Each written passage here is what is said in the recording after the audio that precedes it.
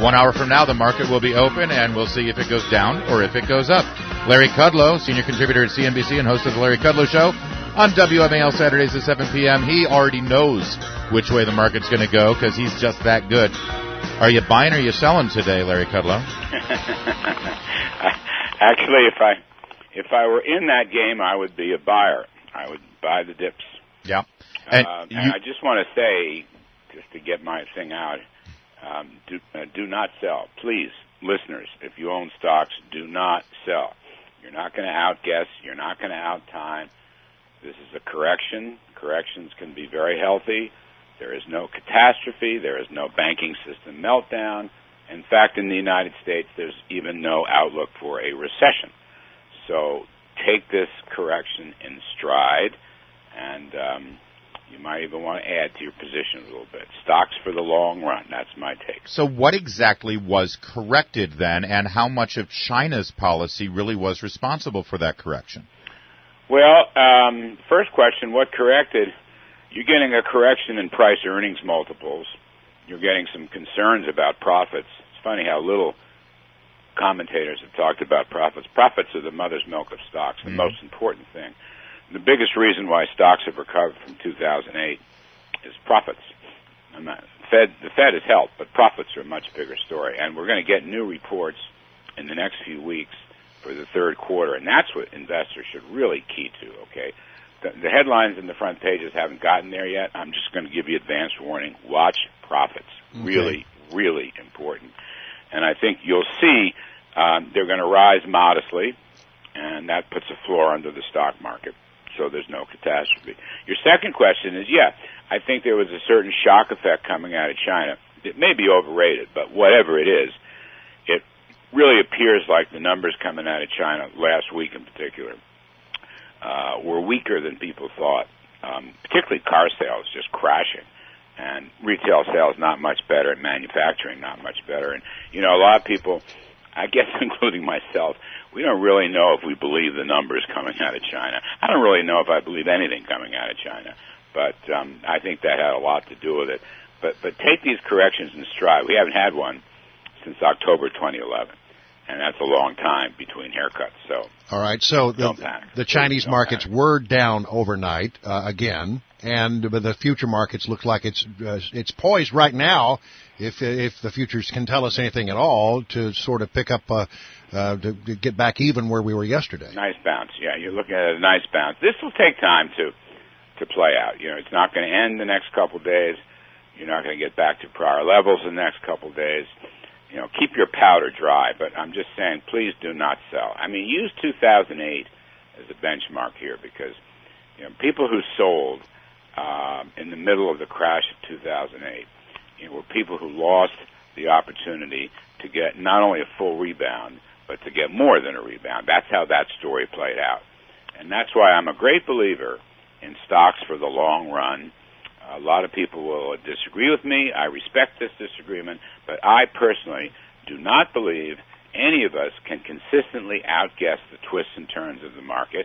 And over the long run, as Professor Jeremy Siegel of Penn has taught us, American stocks go up. All right? We have corrections, we have bear markets, but in the long run, they go up about 6, 7, 8%. If you got an IRA, 401k, you're in a pension fund, whatever, stocks for the long run.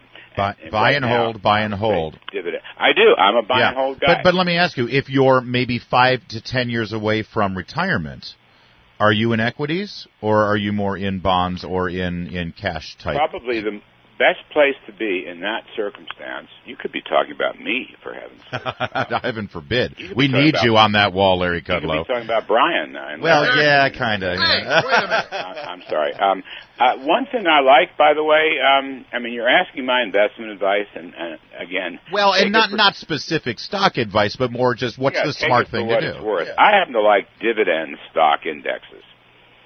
If you're in later years. The drip funds? Dividend stock in general outperform non-dividend stocks. And my wife and I probably moved some of our money in that direction. We've been in the S&P indexes. They've done great for me in the last 15 years, actually the last 20 years, despite the crash in 2008. Yeah. But I don't like bonds.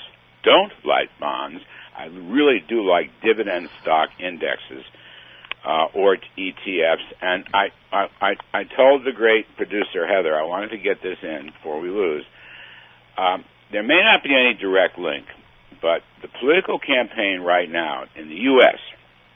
is extremely unhelpful to the stock market. Oh, I agree. And the economy. I think you're right. Bernie Sanders talking about 70-80% income tax rate. That's nuts.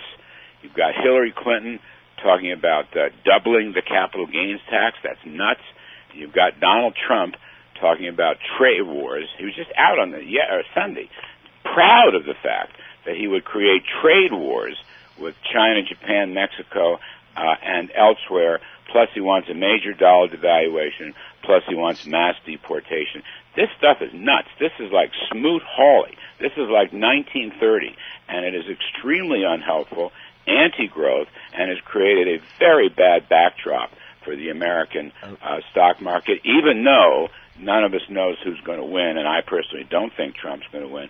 So far, none of these major candidates have a pro-growth plan, let's say, to abolish the corporate tax, which is what they should be talking about. It'd be the single best thing they can do. Larry. Other candidates have done better, like Walker and Kasich and Perry and so forth and so on. They've done much better. But Trump is single-handedly is really damaging the market. Can I ask you, we only have about 45 seconds, but I want to circle back on one thing you said at the beginning. You said, I don't think I believe anything that's coming out of China right now. And right. It's crazy.